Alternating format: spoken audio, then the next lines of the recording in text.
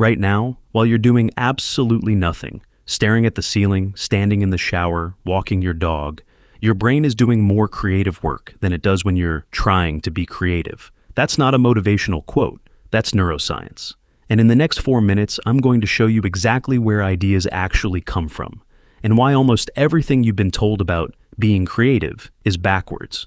Here's the problem. Most people think creativity works like this. You sit down, you stare at a blank page, you force your brain to think outside the box, and eventually, maybe an idea shows up. So we grind, we sit at desks, we open blank docs and just wait. And when nothing comes, we assume we're just not creative people. But here's the twist. That approach is almost scientifically designed to block ideas from happening, because forcing focused, effortful thinking activates the exact brain network that suppresses the network responsible for original ideas. Let me explain what's really going on inside your skull.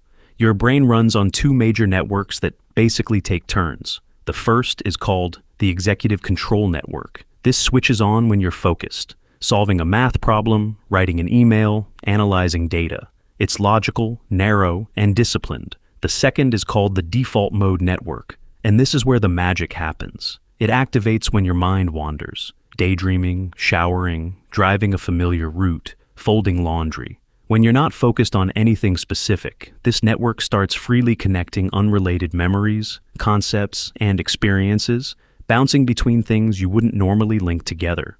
That random collision of ideas, that's literally the biological definition of a new idea, an unexpected connection between two existing pieces of information. This is why your best ideas show up in the shower, not at your desk. Water sound, no phone, low stakes, zero focus. It's the perfect environment for the default mode network to take over. But here's the part almost nobody talks about. Mind wandering alone isn't enough. If it were, every daydreamer would be a genius. There's a second ingredient, stored knowledge. Your brain can only connect ideas that already exist inside it. If you know nothing about your field, your default mode network has nothing to remix. This is why creativity isn't magic, it's recombination. Every genius idea in history is really just two old ideas that had never been introduced to each other before. So, the real formula for creativity looks like this. Learn deeply, then stop trying. Study your subject with real focus. Books, conversations, deep work. Then step away completely. Go for a walk, take a shower. Let your default mode network quietly shuffle the deck while you're doing something else entirely. That gap, the incubation period, is not laziness. It's not procrastination. It's an active, measurable stage of the creative process.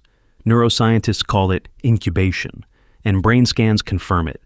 The moment before a breakthrough insight, there's a spike of activity in the right temporal lobe, a region tied to loosely connecting distant concepts.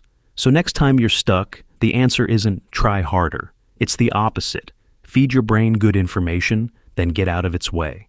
If this actually shifted how you think about ideas, like and hit subscribe.